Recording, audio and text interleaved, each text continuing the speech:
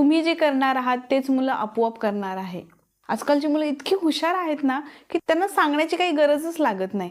ते फक्त आपल्याला पाहून पाहूनच शिकत असतात. घरात जर मोठ्या लोकांना सारखा मोबाईल घेण्याची सवय असेल ना, तर मुलंही हळूहळू मोबाईल घ्यायला शिकतं, हळूहळू स्क्रोल करायला शिकतं.